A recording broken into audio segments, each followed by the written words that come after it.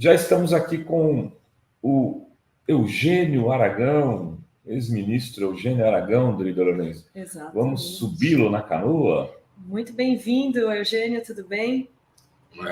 Obrigado aí pelo convite. Um feliz Dia das Crianças para todos nós.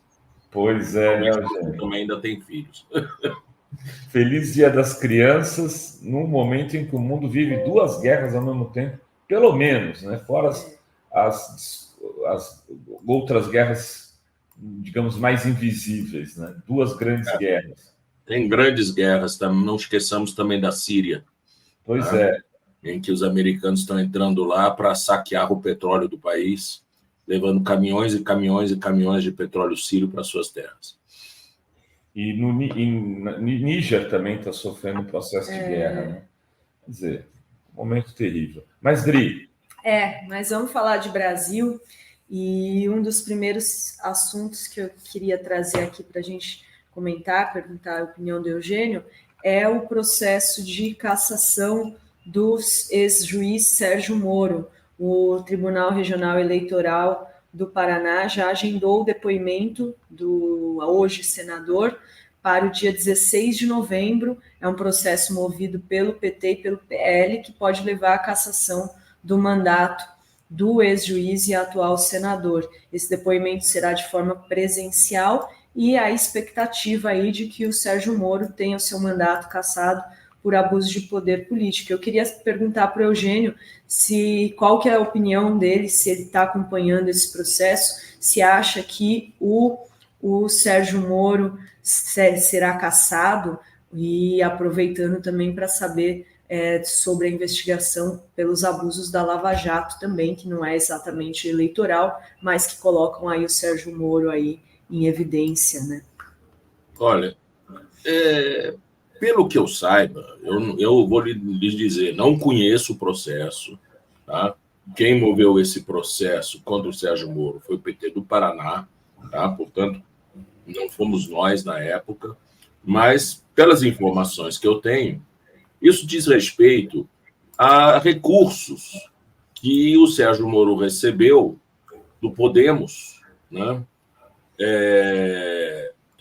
Antes de se candidatar. Ele recebia uma mesada, não é isso? E depois, no final das contas, acabou brigando com o Podemos e se candidatou pela União do Brasil. Mas ele auferiu muitos recursos que, segundo a acusação, ele teria usado na campanha, né? E, portanto, ali haveria, sim, um abuso de poder econômico, né? Ou seja, foram recursos advindos de, vamos dizer, uma situação, no mínimo, nebulosa. Será que ele tinha direito de receber do fundo partidário, que é um recurso público, né, essa mesada que vinha sendo paga? Como hoje eu ainda tenho minhas dúvidas sobre se o senhor Bolsonaro pode receber a mesada que ele recebe, né, porque pagar dirigente partidário é possível, tá? Já pagar políticos de estimação não é o caso, né? Então, isso tudo é uma situação, como, aliás, parece que agora também o Danoninho também está recebendo uma mesadinha, né? Então, isso daí é uma prática que a gente tem que olhar com mais cuidado, tá? E é sobre isso que se trata nesse processo movido contra o Sérgio Moro. Vamos ver o que vai dar. Eu não sei, porque vamos dizer assim, há argumentos para os dois lados, porque, de certa forma, grande parte dos partidos faz isso, né? E ele trocou de partido. Ele poderia ter embolsado esse dinheiro foi efetivamente aplicado na campanha dele, esse dinheiro do Podemos, indevidamente. Tudo isso são perguntas que, vamos dizer, são questões que têm que ser provadas, toda essa movimentação financeira. E em relação a essa investigação dos abusos da Lava Jato? Olha, isso eu acho que vai mais longe, tá? Agora, nós temos um grande problema, né? Que é o tempo, né? Uma boa parte dos abusos praticados por Moro certamente prescreveram, né? E isso é um problema à parte, porque rigorosamente, se não fosse essa questão do tempo, Moro merecia ter a sua exoneração convertida em demissão, né?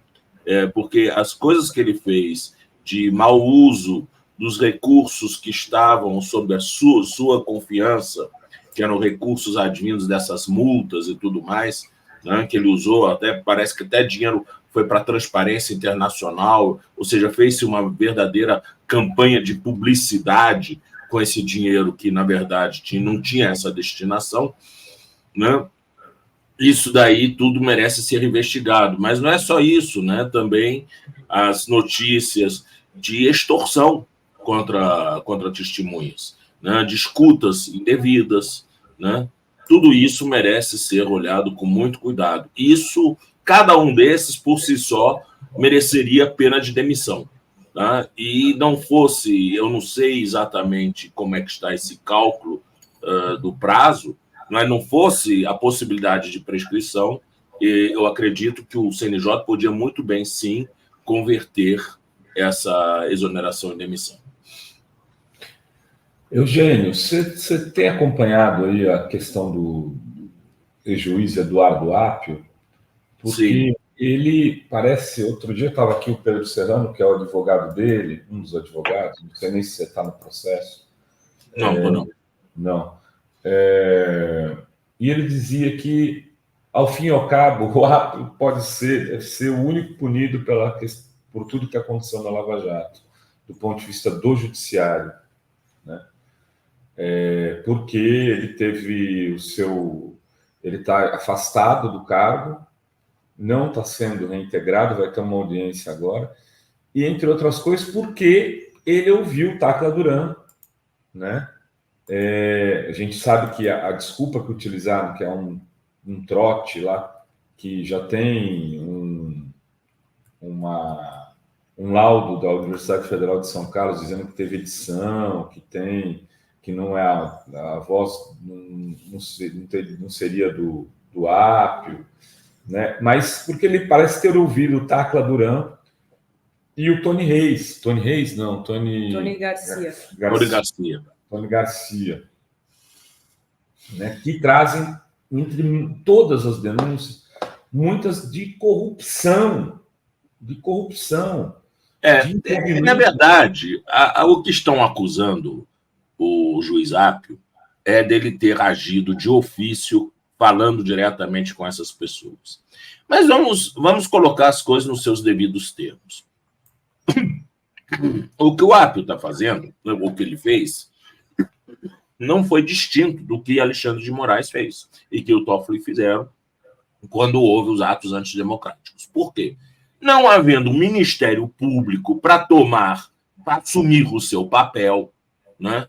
O que resta ao judiciário fazer? Ele vai deixar correr solto erros que foram praticados na própria vara que ele, no caso, presidia, em que ele oficiava, de que ele era titular? Ele poderia deixar aquilo passar se o Ministério Público não fazia nada, né? Da mesma forma, o Supremo Tribunal Federal podia simplesmente deixar passar todas essas agressões ao Supremo, assim, barato, de graça, porque o Aras não fazia nada, né? Então, o que o Supremo fez? Tomou em suas mãos a investigação. O que o Apio fez? Tomou em suas mãos a investigação. Portanto, Apio não fez coisa distinta do que o Supremo Tribunal Federal fez, né? E fez com devidas medidas, documentou tudo, não fez nada clandestinamente, tá? Fez tudo dentro do devido processo legal. O que não agradou, evidentemente, ao Ministério Público, que apresentou contra ele uma dezena, quase uma centena de exceções de incompetência, de agravos, enfim, fez uma guerra judicial contra o Apio. E, claro, caiu do céu para o TRF4, que odiava o Apio, nunca quis o Apio naquela vara, né? Nunca foi o candidato, mas como o Apio era mais antigo, eles não tinham como impedi-lo de assumir a vara, mas ele não era o queridinho deles para essa vara. Então, claro que o TRF4, mais do que comprometido nisso tudo, né, tratou, então, de punir o Apio, afastando-o cautelarmente da vara. O que eu vejo aqui é o papel do CNJ, né? Eu acho que isso me preocupa um pouco, né? Porque quanto mais demora de dar uma resposta às atitudes, vamos dizer, atitudes pouco éticas do TRF, né? Mas vai ficar parecendo de que o Apio é o único bandido nessa história toda, né? Então, eu acredito que o CNJ deve tratar o caso do Apio com urgência para recompô-lo na vara, porque realmente ficou muito claro que aquela gravação de que ele teria falado com o filho do desembargador, que isso daí foi uma montagem, né? Uma montagem das mais sem vergonhas, né? E, fora isso, o que nós temos? Nós temos um juiz atuando para apurar naquele cipoal de absurdos que ele herdou dos seus antecessores, apurar, ou seja, chamando à ordem os feitos e querendo saber realmente o que é para prosseguir e o que é para arquivar. E aí ele tomou algumas decisões de ofício porque o Ministério Público não ia ajudá-lo em momento nenhum. É isso. Muito bem. Eugênio, você foi procurador por muitos anos, né? Quantos? 30. 30 anos. Eu ia falar mais de décadas, mas fico meio 3 décadas. 3 décadas. E teve muito perto ali do poder,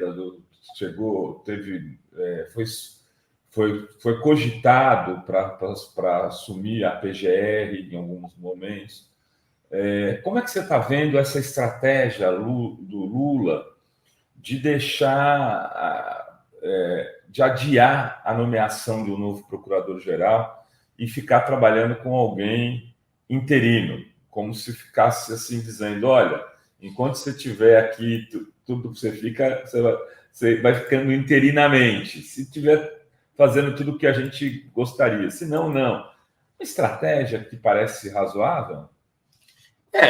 Não é, vamos dizer, a melhor estratégia. Primeiro, pela pessoa que está lá na interinidade, né? Que é uma pessoa conhecida por ser uma pessoa, vamos dizer, um pouco, vamos dizer, um ponto fora da curva, né? Em segundo lugar, porque, de certa forma, isso, vamos dizer, não maltrata a Constituição, né?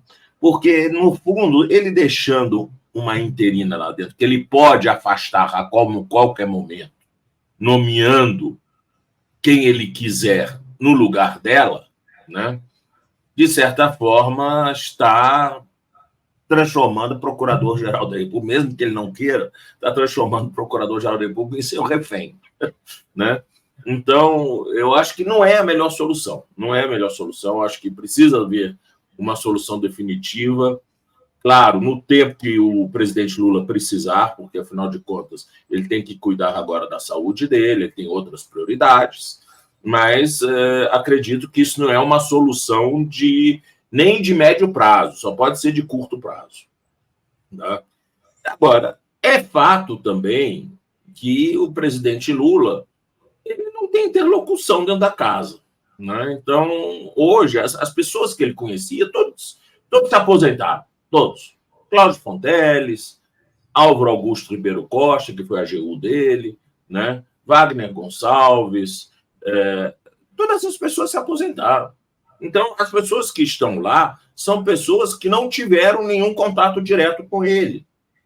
E Lula precisa de ter a certeza que a pessoa que ele colocar lá não é que vai fazer o que ele manda, não se trata disso, mas que tenha com ele uma relação republicana de contatos e de ser acessível, né?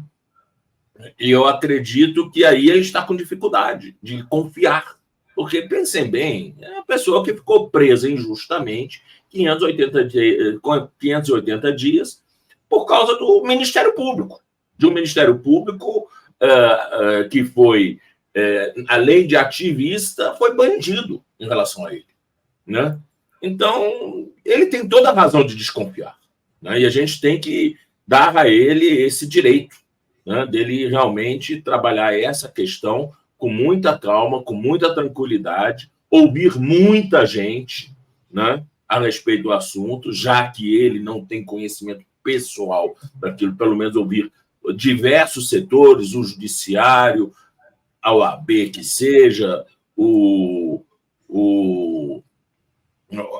vamos dizer, os partidos políticos. Ele tem que chegar a uma conclusão, no final, que seja de uma pessoa de interlocução republicana escorreita, rápida, se necessário, para afastar crises que eventualmente possam ocorrer e que o Ministério Público, no seu papel de defensor da Constituição, tem que assumir, e que, ao mesmo tempo, não seja uma pessoa que venha, ao contrário, sabotar o governo, né?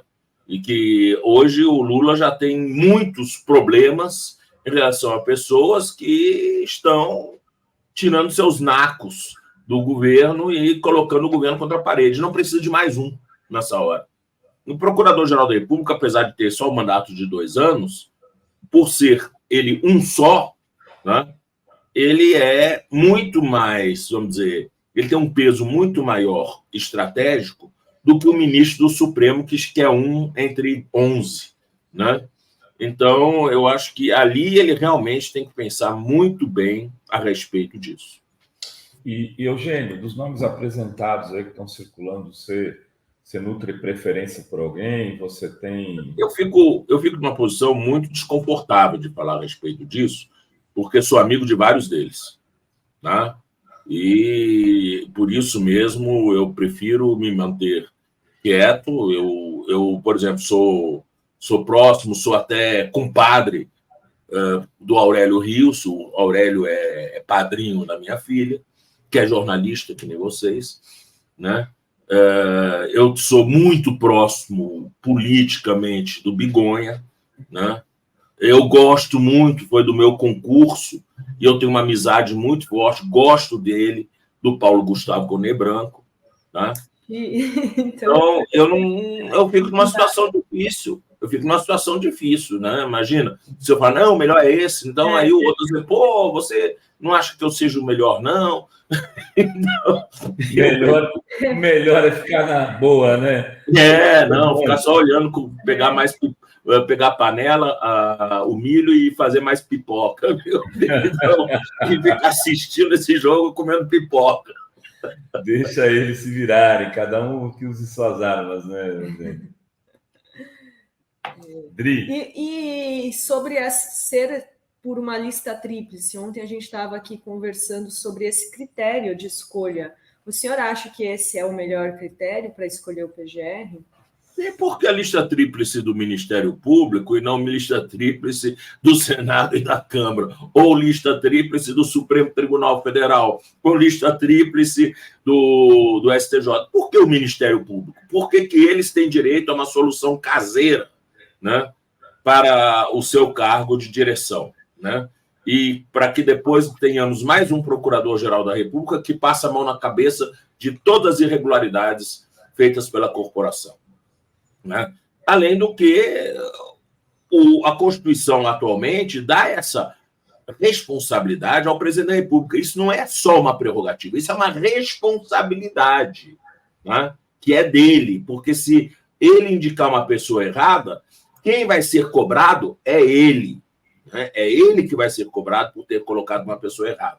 Então, me parece que essas coisas a gente não delega, essas coisas a gente tem que fazer por conta própria, até porque a legitimidade política que o Procurador-Geral tem, ela advém do mandato do presidente da República que o escolheu, né? Porque o Procurador-Geral da República não é eleito, ninguém naquela casa é eleito, é um bando de burocrata que passou por concurso público, né? Então, ali não há legitimidade política.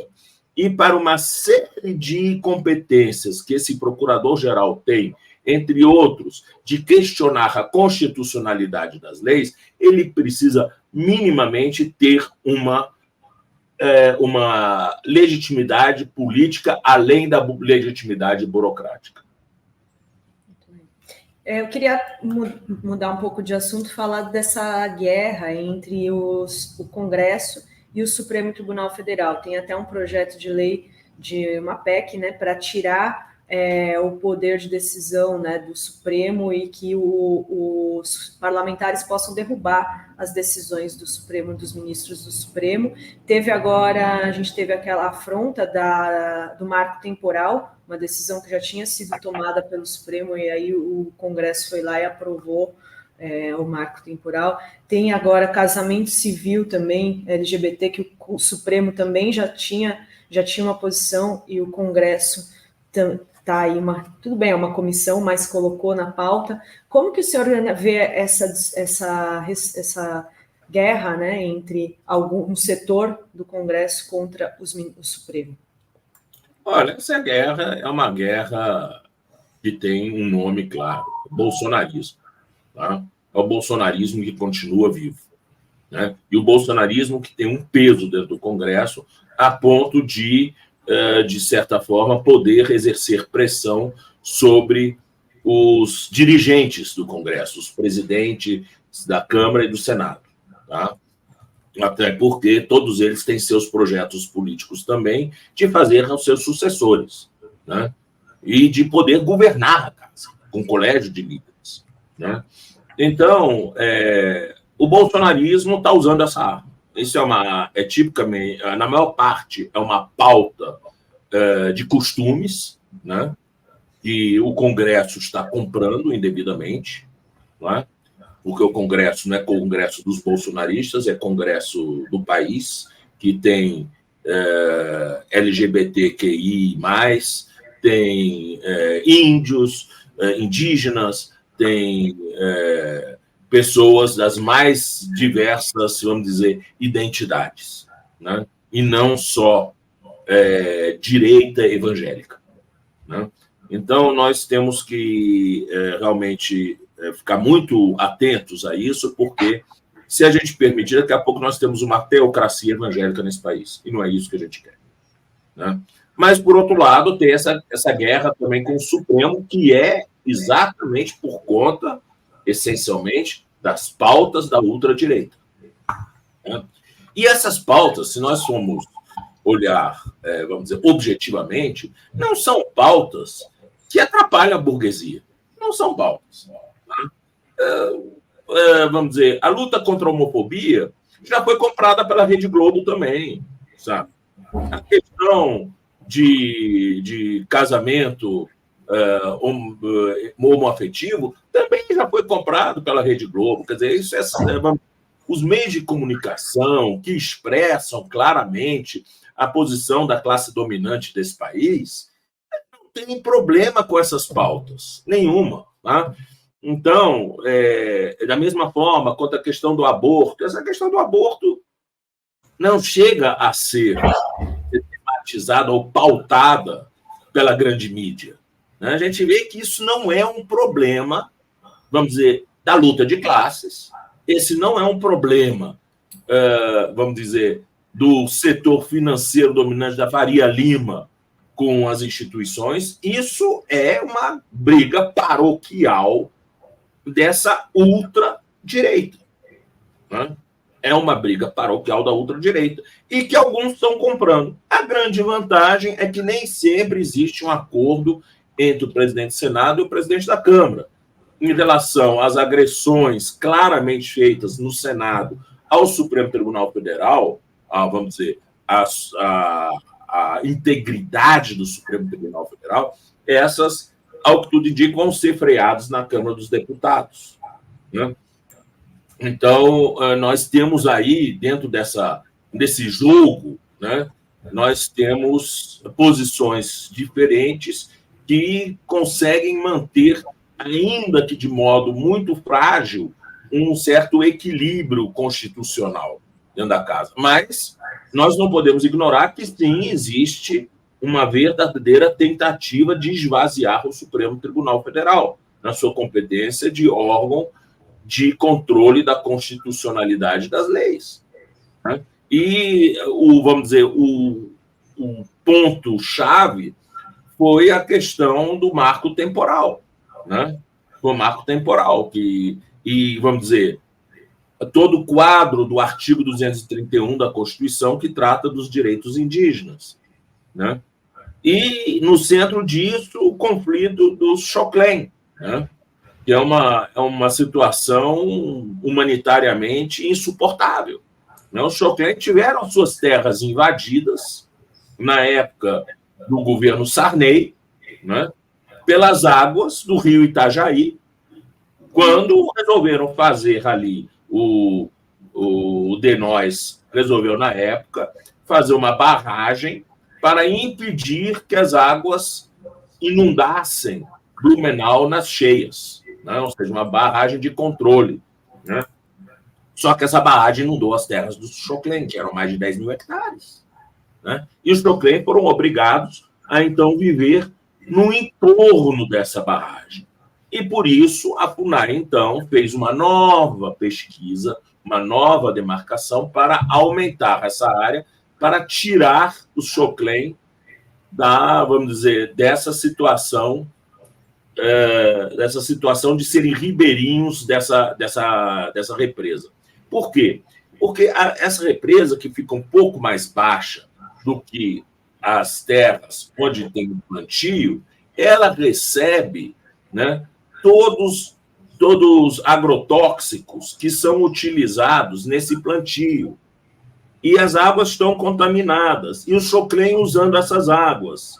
Nós temos estudos da Universidade Federal de Santa Catarina, já há mais de 20 anos, 30 anos, da enorme incidência de anencefalia entre os Xoclen, tá? Por causa do consumo de água com agrotóxico, tá?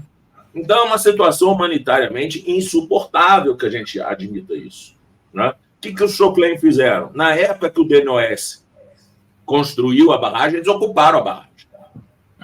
Eu era, na época, procurador-geral da FUNAI e fui lá, inclusive, me solidarizar com eles. E isso gerou uma crise, isso foi no governo Collor.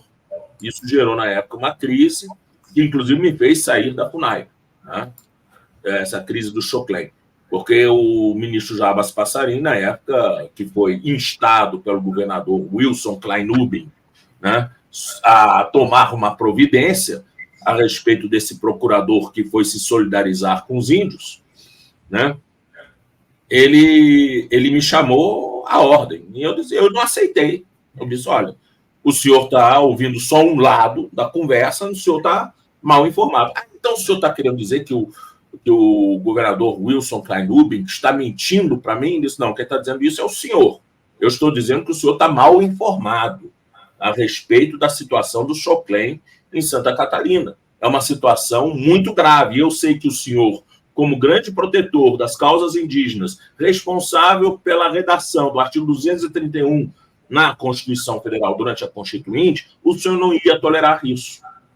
Aí ele achou que eu fui muito abusado, tal, disse, ministro, o senhor quer saber? Eu estou aqui, na verdade, meio de enxerido, porque eu sou procurador da República, fui requisitado para a FUNAI para tratar desse assunto, mas eu não tenho necessidade, então pode deixar que eu vou apresentar meu pedido de exoneração e sair da sala. Aí, à tarde, ligaram para mim, na época o ministro Aldir Passarinho Pai, né, que era ministro supremo, ligou para mim, que era primo dele, pedindo, doutor Aragão, eu estou muito preocupado, porque o ministro agora veio a saber quem era o senhor, tem um grande apreço pelo senhor, gostaria muito que o senhor ficasse.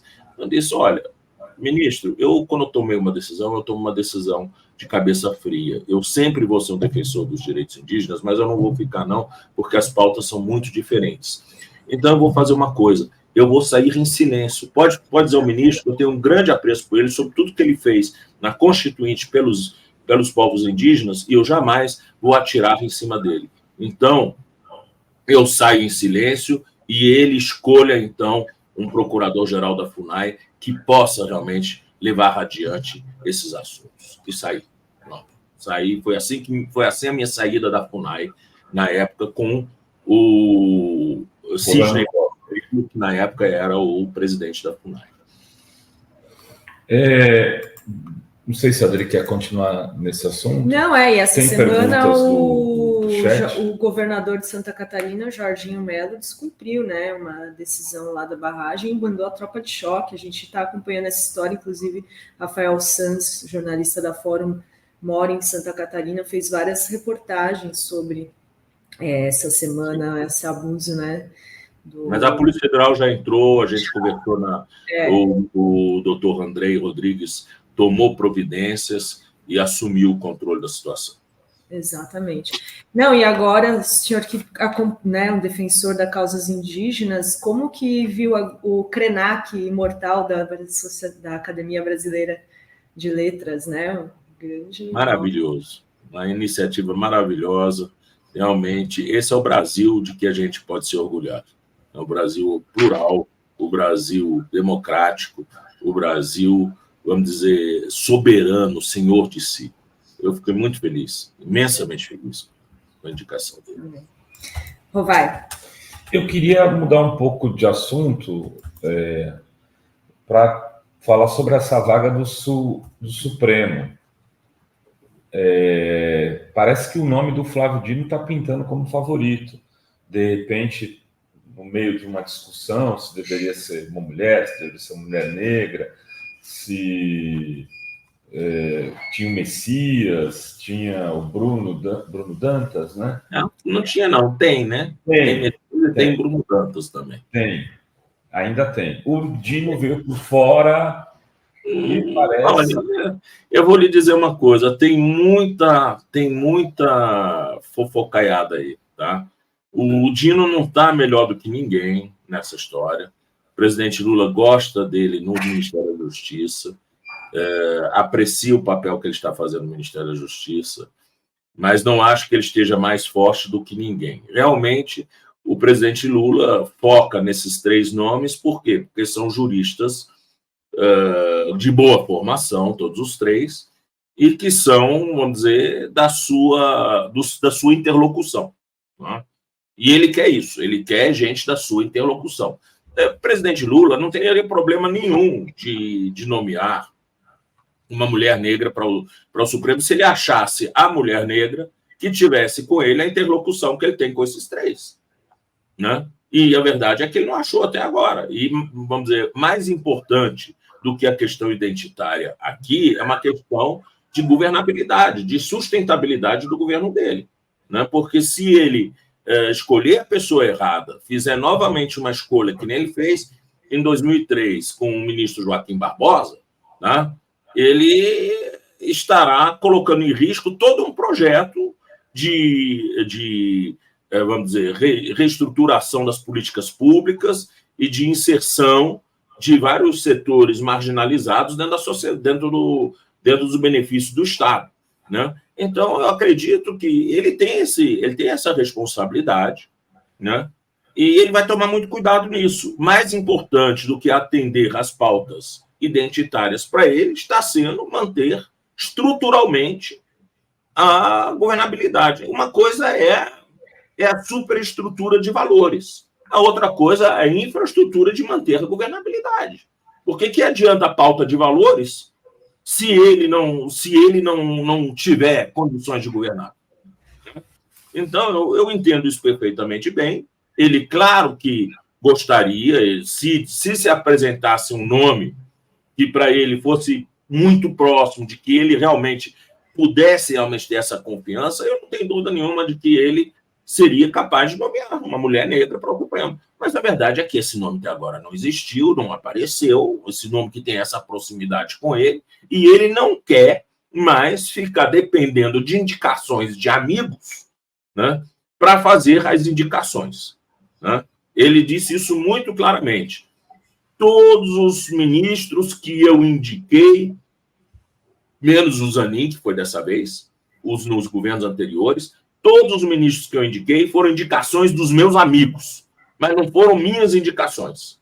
Pois nesse governo as indicações serão minhas, porque a responsabilidade é minha. E se der alguma coisa errada, sou eu que vou levar essa responsabilidade. É a mesma coisa que vale para o Procurador-Geral da República. E ele ainda falou, se o sujeito que se quer colocar como candidato precisar de um amigo meu para chegar a mim, já está fora.